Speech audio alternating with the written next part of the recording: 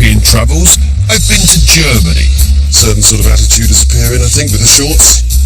Where I met a charming family who make sex aids. Well, I suppose the moral of this story is that the family that makes vibrators together stays together. Discovered the health-giving properties of the local lager. I think from now on, every bathroom that I have will have hot and cold beer. And some Nazis, who weren't really Nazis. Every German has a little Adolf inside. A tiny one, which must be suppressed. Then in Ireland, I met some more pretend Nazis. I mean, this is a bit controversial, this, isn't it? Here in Ireland, no. I would probably get more adverse reaction if I'd been wearing a British uniform. And was enlightened by a Buddhist monk. A man without a penis becomes a penis without a man.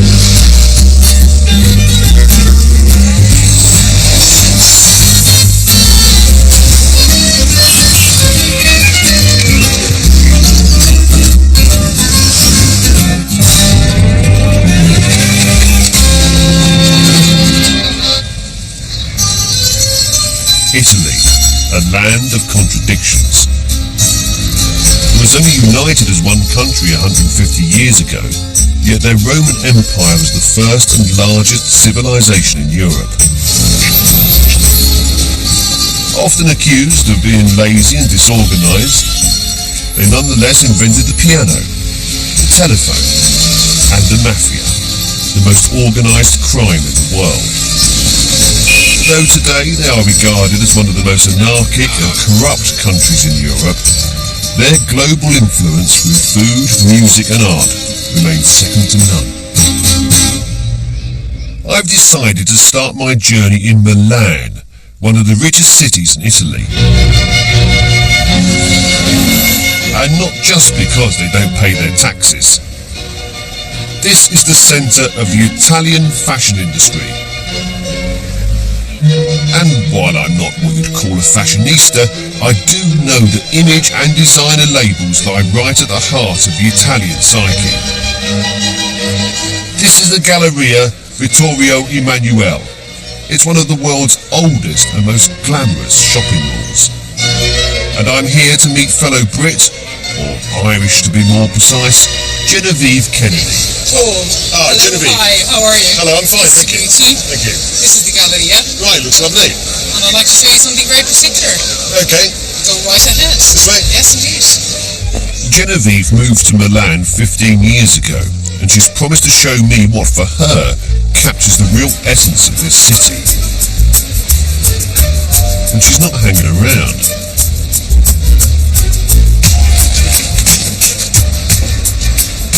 No, I associate Milan as being a very fashionable place. It's sort of central to the fashion industry. That's more or less correct, I imagine. Absolutely, it's the centre of fashion, I mean European fashion, taken extremely seriously, and Yes. it's actually something that's in the genes, so And the jeans and the shirts as well, I can see. So Paul, this is the famous fashion street called Via Monte Napoleone. People will come down here to parade. To be seen window shopping. Absolutely. I mean, there is a lot of pressure to look good, and you know, it can be very traumatic for somebody who's just arrived in the city and has come to live here. You know, because there is an expected dress code for so many places. And how do you find out what those dress codes are? Well, you can see, I think, with your own eyes, you can really tell the difference immediately. So it really matters to them, all this stuff. It does, because it conveys not only your physical appearance, but it conveys your lifestyle. What exactly do you do? Well, all these people seem to do is parade up and down the street. But Genevieve has now taken me to one of Milan's newest designer stores. An experience I'd put several notches below a visit to the dentist. This is very, very unique, trust me. No, well, last time I did trust me, I ended up spending 6 months in a Hungarian circus. Dirk Bickenbergs is actually a Belgian designer whose creations are inspired by football, which he believes is the universal language of the 21st century. Well, no, I don't think it's really going to suit me, actually, to be honest. But I'm not so sure. Okay, I'm going to maybe show you something a bit more to your taste upstairs. After you. Okay. I don't wish to be rude, but the only thing I'd like to see now is the exit. There are some more clothes here to have a look at. Yes, I don't think there's going to be much in this shop that will appeal to me, to be honest. Well, those are quite nice, I suppose. They look very impressive. Yeah, what do you think? Marvellous, yes, indeed. Well, perhaps another day, another lifestyle. There's a bloke in bed just here. There is indeed. So this, I presume, is the unique shopping experience Genevieve promised. Oh, Yes. I'd like you to meet Andrea. Hello, Andrea. I'm Paul. Hello. Hi. Nice to meet you. What's happening here? Andrea actually lives here. He lives here. Yes. He lives in the store He lives in the shop indeed. all the time. Yeah, it's my home. Can I show you around? Oh, yes, by all means. Yes, I'd love to. Yes, lead the way. It turns out Andrea plays football for a local team called Brera, and someone in Bickenberg's publicity thought it would be good for PR if he lived in the store. This is my bathroom. Your bathroom. Yeah. Wow. So where's the? That's the shower is there. How do we get into? Oh, from here, I see.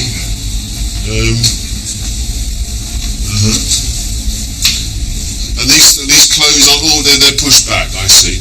Okay. So what happens when customers come in and you're having a shower? What do you do?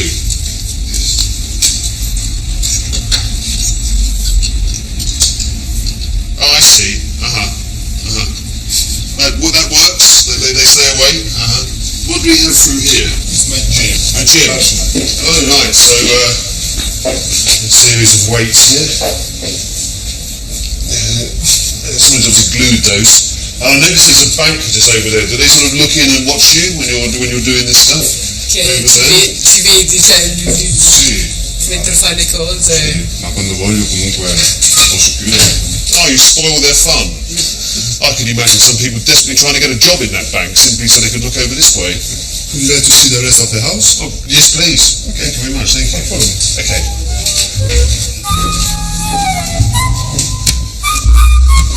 At first glance, it looks a bit mad, but when you really think about it, it's insane. But I suppose it beats living at home with your parents like most unmarried Italians. I am only small or double XL. This is small, but your size is medium. In fact, not only does Andrea live in a luxurious apartment right in the centre of the city, he even has off-street parking. And this is my car. It's your car. Wow, it's beautiful. This is your garage, is it? Yeah. In my garage. It's wonderful to have such a good parking space in the middle of Milan. Absolutely. It's a beautiful house you have here. Yeah. Yes, I'll take it.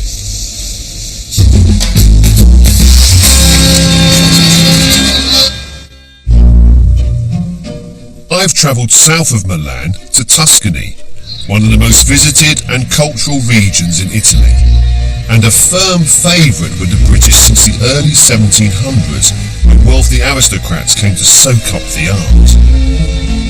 Now, millions of tourists travel here every year to share in the legacy of the great Renaissance artists. And the indisputable gem in the Tuscan crown is Florence, overflowing with art, beauty, and of course, history. And today that history seems to be coming alive in front of my very eyes.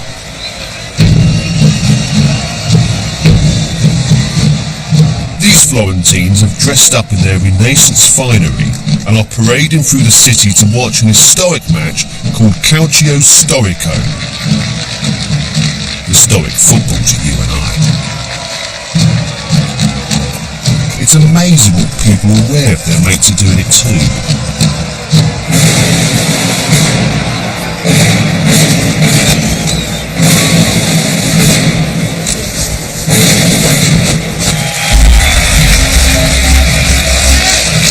The match takes place in a stunning piazza in front of the church of Santa Croce. story goes that in 1530, when the city was under siege by the Spanish army, the residents of Florence put on their finest regalia and played a game of football, laughing in the face of their foes.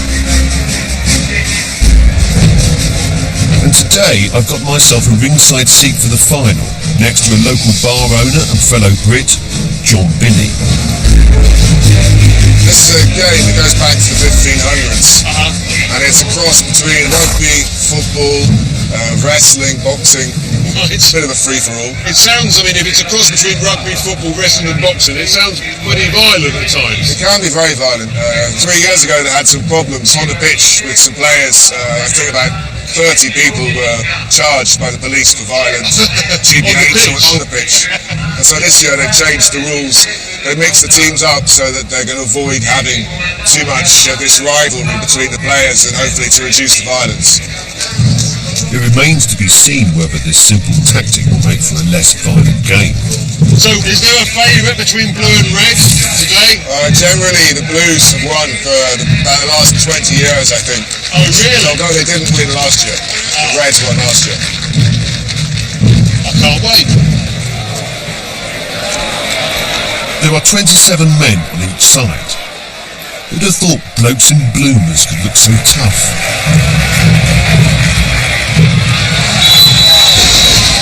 And they're off. Oh, there's the ball. Where's the ball? I can't see it. Is that it? Well, I haven't a clue what's going on at the moment, but the good news is they all seem to be getting on like a house on fire.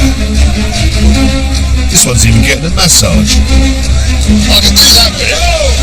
If it was something quite small, obviously. There's plenty of contact, but not much sport. I think they've lost the ball. There it is. There's the ball, okay.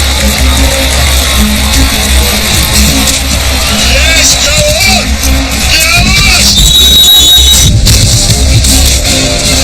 It's kind of a cross between rugby, beach ball and war. I still have no idea what the game's about, but it looks like old habits are kicking in. Much to the crowd's delight.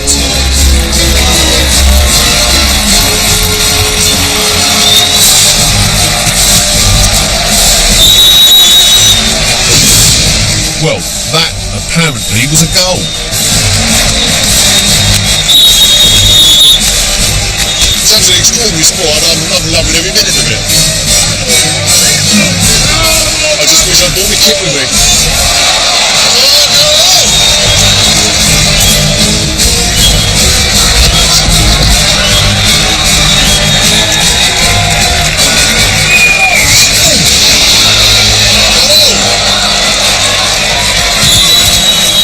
Clearly this is what the crowd have come to see.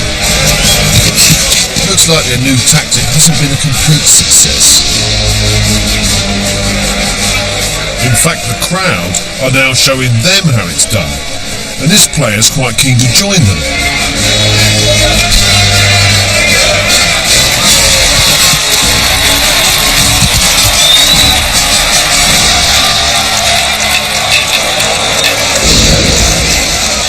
And that would appear to be it.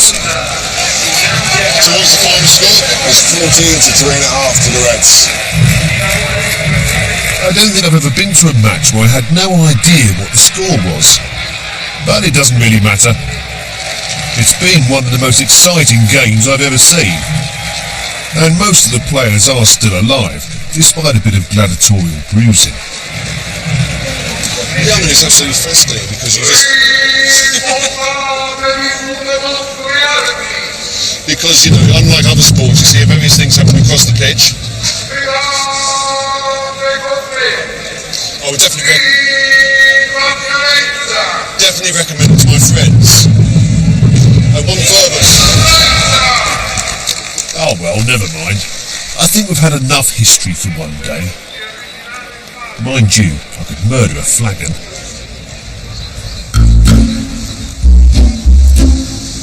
The following day, and I'm still in Florence, but back now in the 21st century, I've met up with my Italian researcher, Kim.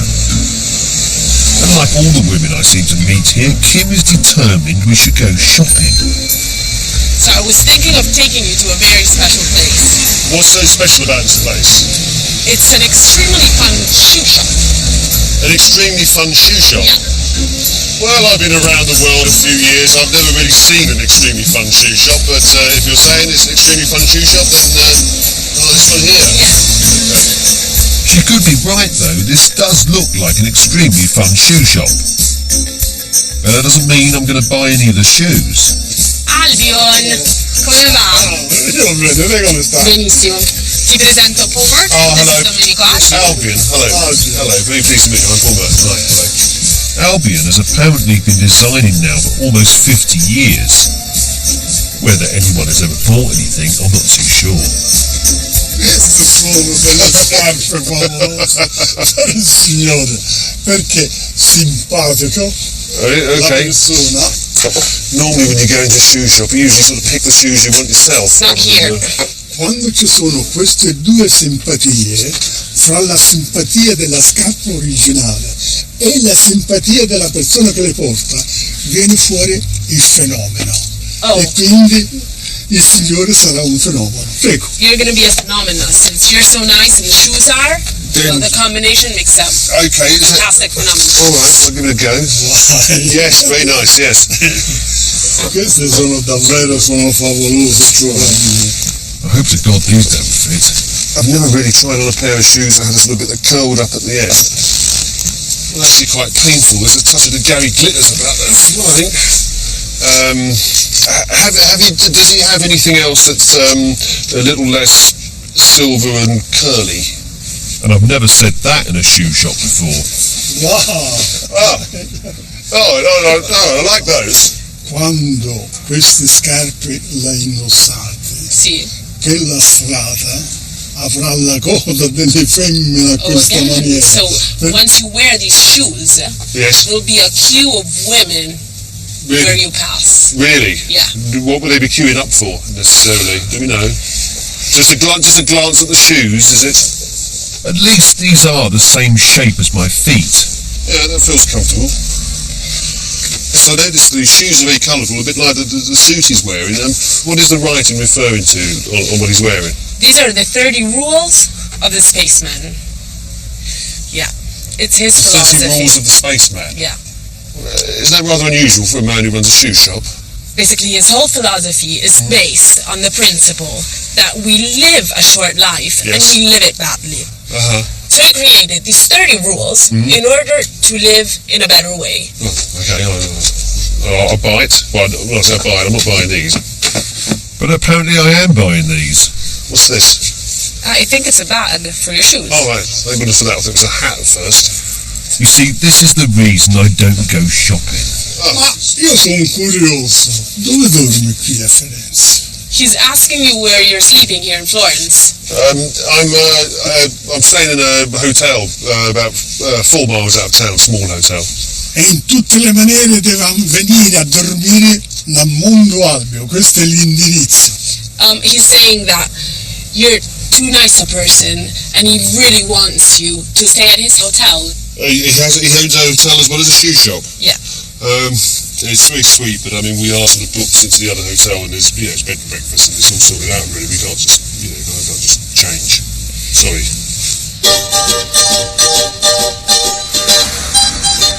Now you'll remember how successful I was at not buying Albion's shoes. Well, I've been equally successful at not staying at his hotel. Although I notice I'm the only one of the production team to have checked out of our rather comfortable accommodation. But I'm relieved to see that Albion's hotel deep in the Tuscan countryside looks rather charming, if a little lacking in porters. Vai, bene, te come stai? Bene. Vai, si va forti, siamo giovani. Hello again. Hi. Oh, how do you do? I'm very well. How are you? Good. There's no mistaking Albion's touch in the design of this place, Thank you very much. but I have been promised the best room in the house. Ecco, questa è la chiave del 126. This is the key for the 26th room. Yes. It also has a rule, you'll understand it later. The room also has a rule. Yeah, the 26th. The 26th rule. Okay, fair enough. Okay. I wonder what that is. Thou shalt pay for their own minibar.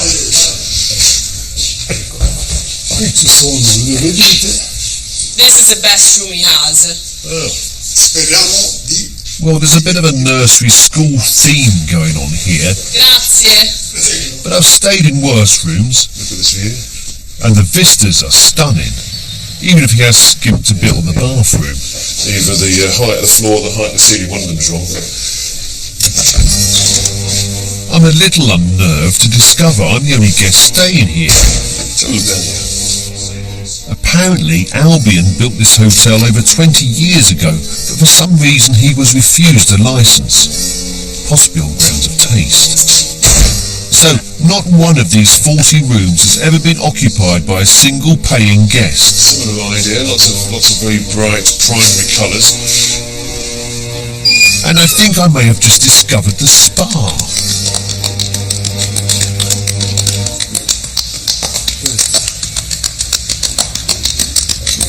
Well, this is a little strange, Ain't it? and we seem to have gained a couple of extra camera crews. What's happening here? He's shooting one of his movies. Oh, he makes movies. Yeah. He makes movies that represent his rules. I see. I believe this represents his 8th rule that states the freedom of men and women in Yes. every sense. So he's in the middle of making the movie now. Yeah, Yes. I think we're in his movie as well, right? Oh, okay, fine, yeah. Hello. Well, I assume someone knows what's going on now, because I've totally lost the plot. Well, this naked woman over there is having a pedicure. What's that all about? You don't know? What exactly does this painting represent? I think it represents the feeling he has when he sees the girls. Right, does it? Without being too critical here, it doesn't look like a very good likeness.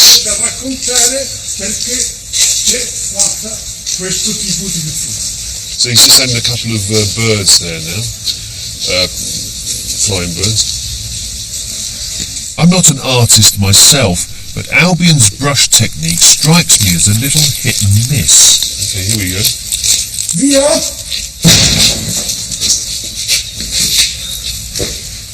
One doesn't like to be rude, but I reckon Albion's greatest talent may be his ability to persuade young women to parade around semi-naked.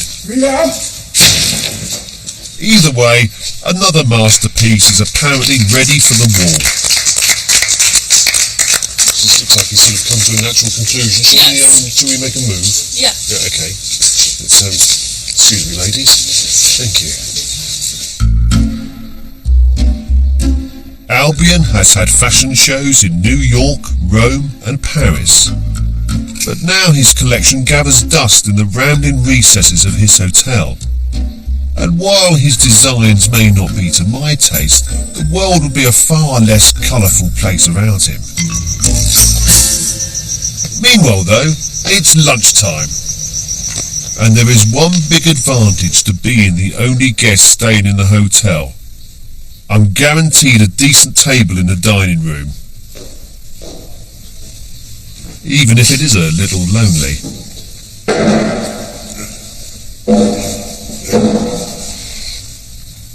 Does anybody mind if I start? To be honest though, I'm glad of some peace and quiet.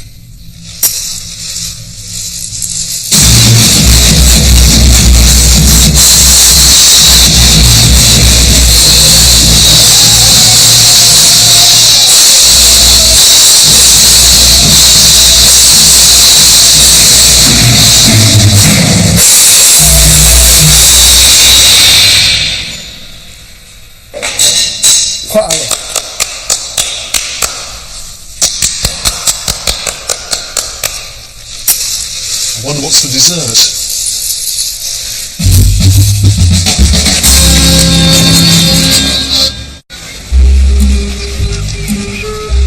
One way or another, the family lies at the heart of Italian life. And theirs is a patriarchal society, So whether he's being worshipped by his mother or doted on by his wife, the Italian male is a pampered creature. Which sounds fair enough to me. But it's also why we're now heading to the historic town of Pietrasanta.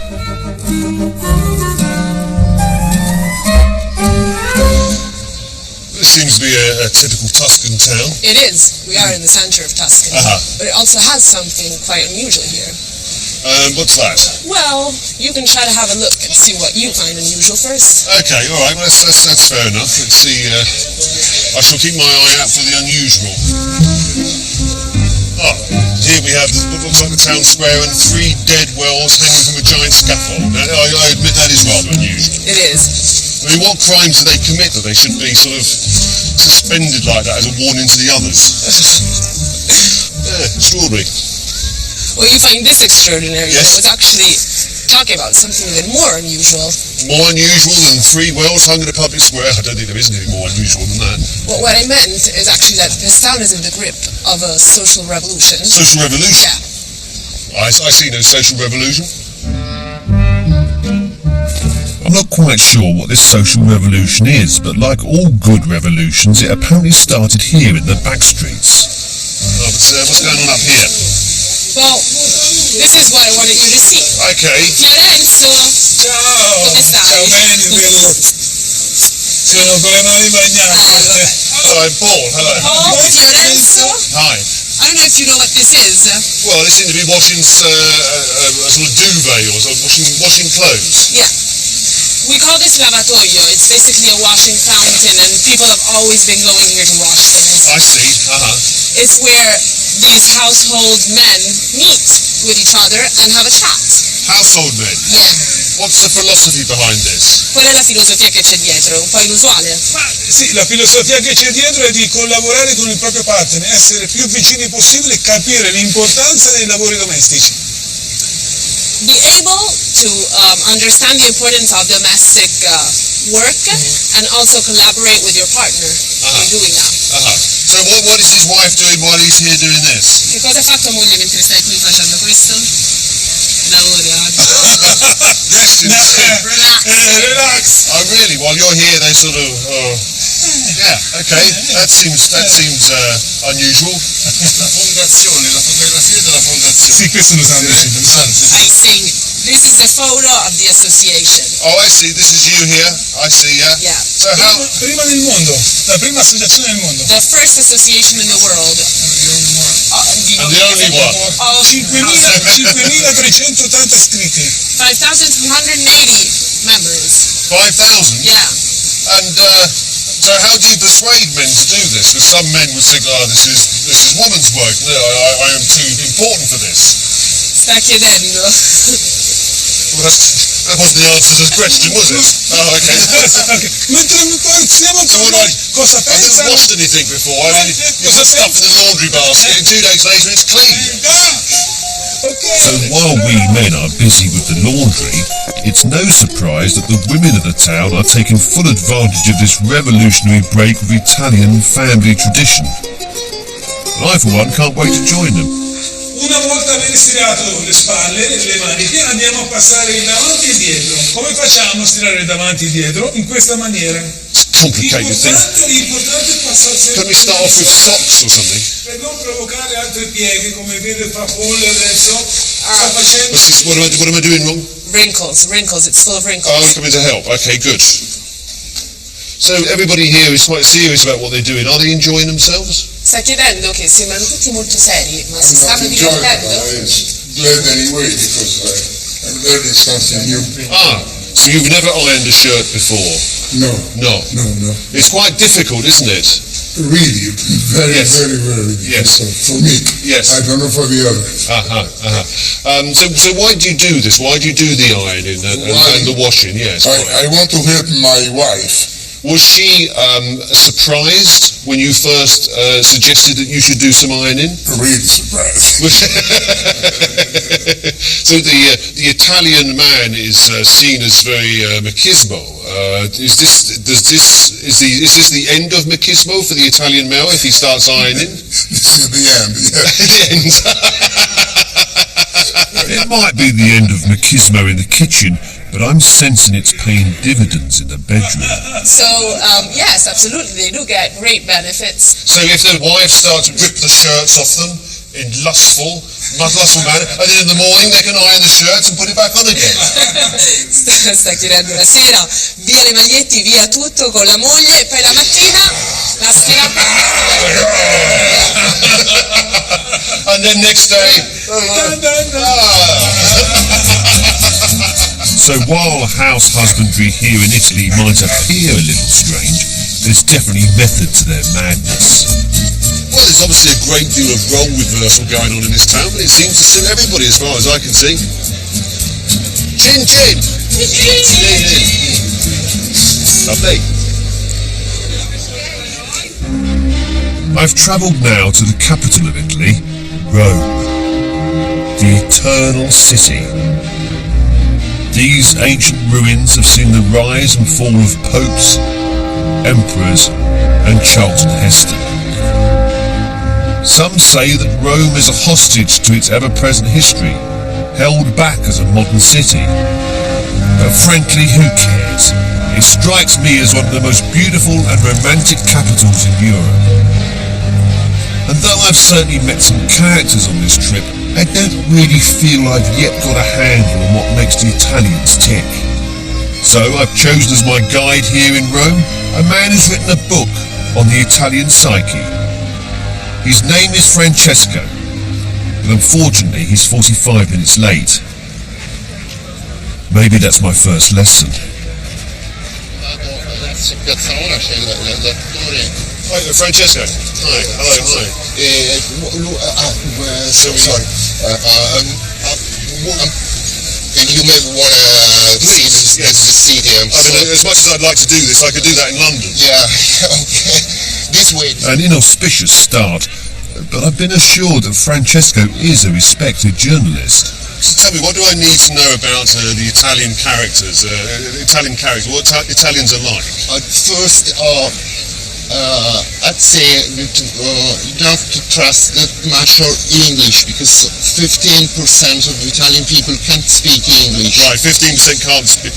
Can't. Can't, yeah. But 100% they pretend to speak English. Right. So They pretend to speak English. Yeah. And do you speak English? I'm just pretending. Oh, I see. Yes, that's what I was afraid of. What are we walking through now? These buildings here, rather lovely. This is a hotel. It's quite popular because corrupt politician used to live here. The corrupt politicians used to live here? Yes. I must admit we've got many corrupt politicians. Yes. So in every hotel in Rome there could be one. Yes. But almost like a trouser press. Every room has a corrupt politician in it. Yeah. Yes. Do you know what I'm saying? If I know what Did you hear what I said just then? Yes, Did you? What did I say? don't remember. That's good. Do you know what a trouser press is? No. Every Englishman that checks into a hotel, his heart is gladdened when he sees the trouser press. It's always there, dependable. I wish to God I'd never mentioned it now. This is the Piazza Argentina. It was unearthed when Mussolini was doing a spot of rebuilding in 1927. And it was here, on the steps of Pompey's theatre, that one famous Roman met his untimely end. It's an amazing historical place where actually Julius Caesar was killed in that corner. Julius Caesar, really? That stair. Unfortunately, you can't go downstairs except if you are a cat. Why? Because there is this sort of cat sanctuary where cats Oh, a cat sanctuary, yeah. Yeah, but you don't want to go there because It's ugly. Is I it? hate it. Do you? Yeah. Well, I'm intrigued. I think I should have a look. And sure enough, hidden away in this corner of one of Rome's most important archaeological sites is indeed a cat sanctuary, much to Francesco's disgust. I'm sorry, Paul. I'm waiting for you upstairs if you don't I'll count the mind. moments till we meet again. Thank you. See you later. To my surprise, this cat sanctuary receives visitors from all over the world. As far as I can see, it's more popular than a Colosseum. The sanctuary is run by volunteers. Andy, for instance, is an American expat. Quite low ceiling in here, isn't it? Yes, that's one of the things you have to learn here. You get a thick head. Right, okay. For a while. Yes. And let me show you here. These are the cages where the cats are first brought in. They're in there for about a month and a half, so this becomes home base. So where do you get these cats from? Unfortunately, they're dumped on us. Oh, We right. don't normally take them in because that's something the city should do. By Yes. Italian law, the city is responsible for the cats. These are some of our cats. Super, who's had cancer of the year. Forrest Gump, who's blind and deaf. And how many cats do you have here? We have 250. Well, actually 251 if you include Andy's best friend. This cat here seems particularly dog-like. Yes, and sometimes people say he's a dog, but that gets him very upset. So. Oh, really? So does he think of himself as a cat? Yes. No, he's actually quite sweet. He's learned to live with them. And you'll notice he's learned to avoid eye contact with them. Another thing that I do to get them, sometimes there are cats like this one didn't like him at first, and I just put him back in like that. And which is the way cats will greet each other when they don't know each other. I see, okay. Looks like a risky way of making friends to me. But then none of these animals have too much to lose, as it were. The sanctuary has a policy of sterilising all strays. A policy that seems to deeply offend the Italian sensibility. Especially with male cats and dogs. There's a sort of macho thing that you don't want to do that to them. Somehow you deprive them of something. The usual reaction is, oh, poor thing, or it's not natural. And so I try to point out that neither are aspirins or automobiles, but... Doesn't stop them being popular. So are they imagining it happening to them? Do you think that's the problem? Probably is some kind of identification with them. And you do get quite violent reactions. You've had violent reactions, have you? Just last week, this woman started screaming at the top of her lungs that she was going to castrate me with her own hands for what I did. Oh, so she was so much against castration, she wanted to castrate you? Exactly. There's a flawed logic there somewhere, isn't there?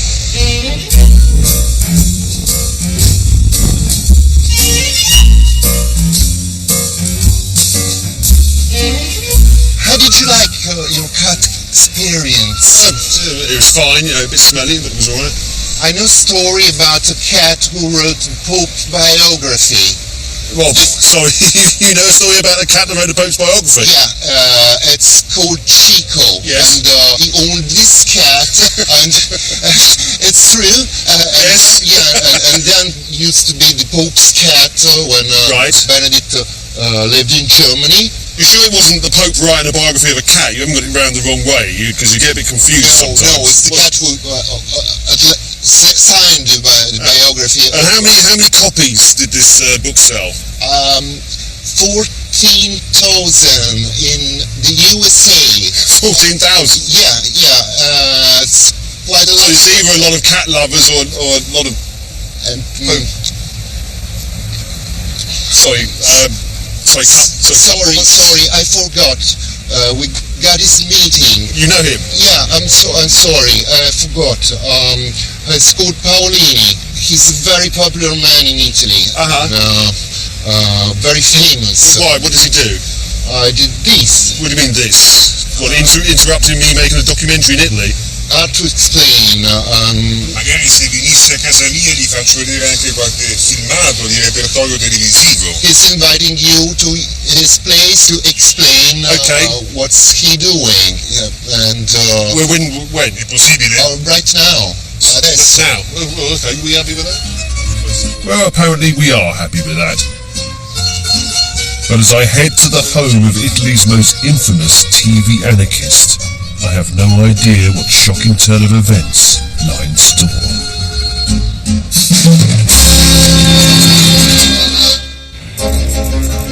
I'm in Rome, in the suburban apartment of Gabriele Paolini, Italy's most infamous TV activist. Allora, vi faccio vedere il nastro. He's going to show us a tape about what he does. Apparently, Paolini holds the Guinness World Record for hijacking live TV broadcasts. He has done this no fewer than 20,000 times. So as you can imagine, he's not all that popular with TV journalists. During these years, I spent 60 days totally in hospital. Yes, Sì, sbucato là. yes. So, well, why do you do this? Because obviously here it's quite dangerous at times. What drives you to do Perché this? tu ti senti portato a provare? Tutto nasce da un mio amico che è morto di AIDS nel 1997. He had a friend who died in 1997 because of AIDS. Oh. And he started giving this message, safe sex with condoms to young people. Nel caso suo, lo usa ancora? Do you use condoms? Only during sexual intercourse, otherwise I don't bother with them. A bassa voce, che non lo sente la mamma, io sono bisessuale. He's bisexual. Right. He's declaring it's the making us incompatible. Ho qualche speranza che lui non ha la fede, che magari, diciamo... We're speaking slowly because his mother is Oh yes, yes. He's asking if he's got any chances to seduce. Yeah, he's asking if you want. This interview's taken a very strange turn. I thought me and you were an item, and then suddenly three's a crowd. What's the matter? He's got a present for you. Oh, a present for me. Oh, Yes. That's very nice. E voilà, Ah, eccoci qua. what chocolates? What are these? Condom. Oh, I see condoms. Yes. Però una domanda all'ultimo, prima di dargli un bacino, me lo devi... Una volta ha provato con un uomo. Did you ever sleep with a man? Did I ever sleep with a man? No. Però è un giornalista. I giornalisti devono testare l'esperienza. But your TV man Yes. must test everything. Yeah. Se volesse, dico, qualora. But you're not exactly his kind of... Well, I'm sorry to be a disappointment. Però dico già che ci siamo. But since you came to Italy Yes. to be kind, it's... I don't want a sympathy fuck if that's what we're talking about. non Non vuole vuole. I can get that at home. Vabbè, ma almeno un bacio, un kiss. At least he'd like to kiss you. Okay, yeah. Well, it's been a funny old day. Not quite the cultural tour I was expecting, but then I suppose a city with this much history must have seen pretty well everything by now. Tell me, the Italian men, are they great lovers? Are they great Lotharios? This, I don't know, because since I'm an Italian man, I never slept to another Italian man and the wrong person to Oh, right, I ask. see. Shall I ask your wife? No, it's maybe better not because she's also, a psychoanalyst. right, and, yes. The answer could be complex and I it's too see, complex, not maybe for you, but for me to listen. What's it like being married to a psychoanalyst? Does he analyse you at times? Always. Always? I feel like she's reading my mind. Oh, really? That is why I wouldn't ask my wife if I'm a good lover. She could give you a full general answer. Yes, you might need years of therapy to recover from the answer. Yeah. I started out this morning wanting to throttle Francesco, but I must admit, I've become rather fond of him now. I feel as if we're having quite a romantic afternoon here. It's almost like a Roman holiday with Audrey Hepburn, Gregory Peck. You know that film? Yes, I know. Do you want to be Gregory Peck or Audrey Hepburn? Oh, I don't know. My first thought is to be Audrey Hepburn. Which would be your preference? I'm fine with Gregory Peck. Yeah, because he used to drive his Vespa, you know. Oh, the scooter, yes. I myself, I own. Oh, you have one? Yeah, so. Oh, that makes you perfect casting then. I think I've got a little black dress at home, so that could make me Audrey Hepburn, couldn't it?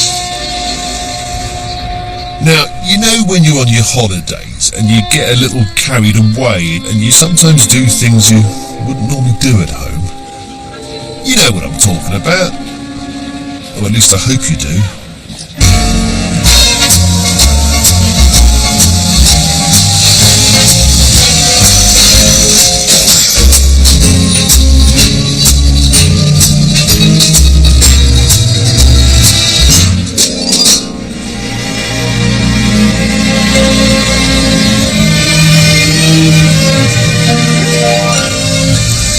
Lovely. Thank you. It's so jasmine I can smell in the air.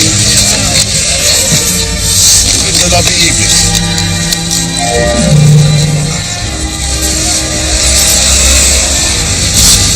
Ready? Yes, let's go. Oh, I've not been on one of these before. In the next programme, I'm in France, where I watch some champion show jumpers who go it alone. So if you break your leg, do they have to shoot you? Oh yes, we've got many other students. That's why. Oh, really? Witness a Masonic sect who worship the green lentil. It's like something out of the Wicker Man. Meet an artistic billionaire with a heart of darkness. If you didn't have your art, where do you think you would be? Je me mettrai une balle dans la tête. He would actually shoot himself. And encounter Roller Man, France's wannabe superhero. I really wanted to do something that nobody did before. Yes, well, I think you've succeeded in it, haven't you? I guess so. Okay. Now, Robson Green continues his journey on Thursday. He's in Zushan, joining the locals, trying to land a big head carp. That's extreme fishing, Thursday at 9. And up next, Anthony Hopkins and Julianne Moore star in the sequel to Silence of the Lambs, Hannibal's Back.